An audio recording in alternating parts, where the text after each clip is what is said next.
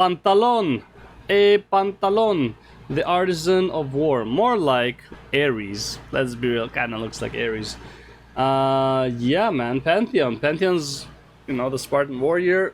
I wonder if they're going into the Mount Targon stuff in here, or will this be later? But let's see. Welcome back, ladies and gentlemen, to another episode of Lore of League of Legends. In this episode, we're going to be focusing on a champion that's been heavily requested for quite some time now.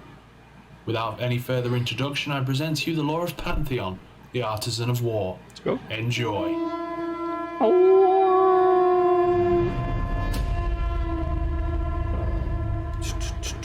The snowy slopes of Mount Targon are a harsh landscape for survival.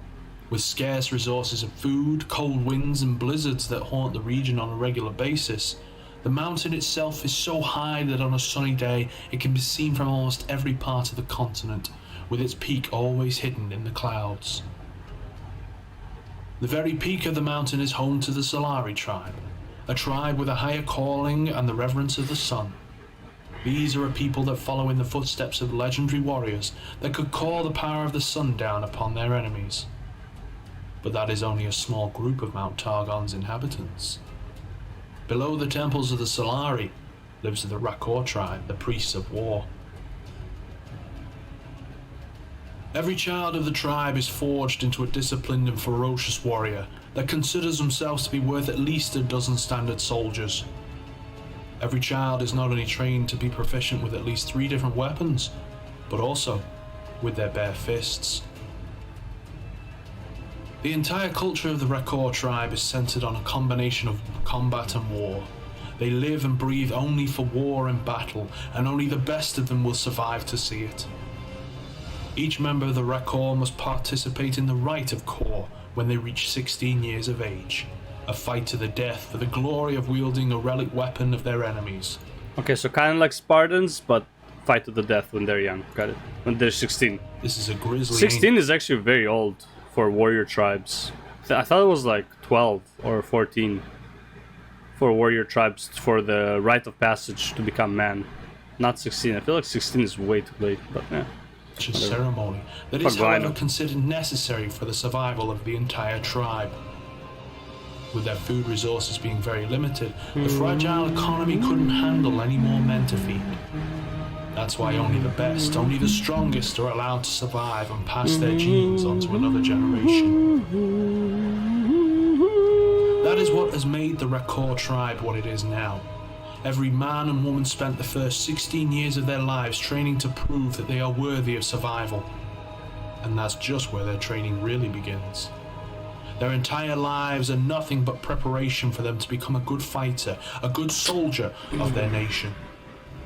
Many tacticians on Valoran fear the Rakoran army.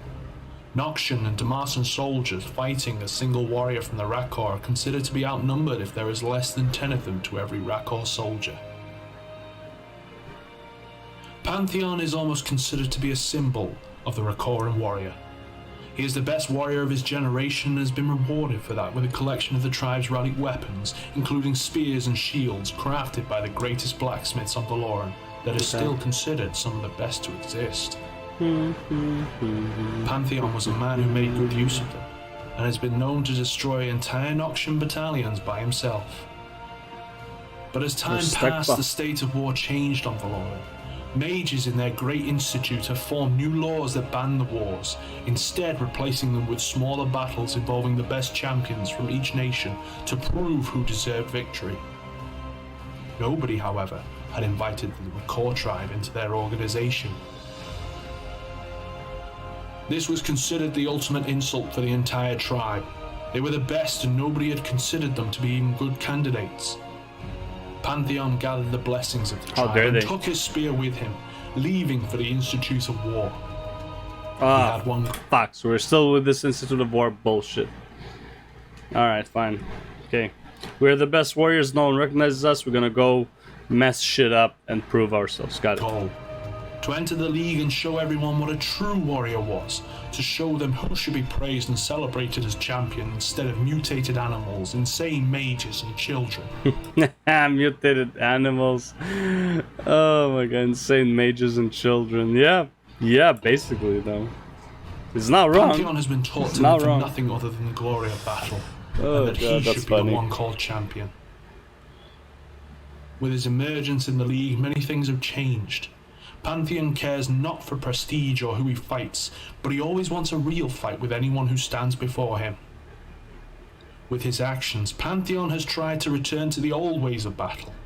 Even if he never fights in another war, he still wishes to meet a new challenge, and only a few people have been able to provide him that.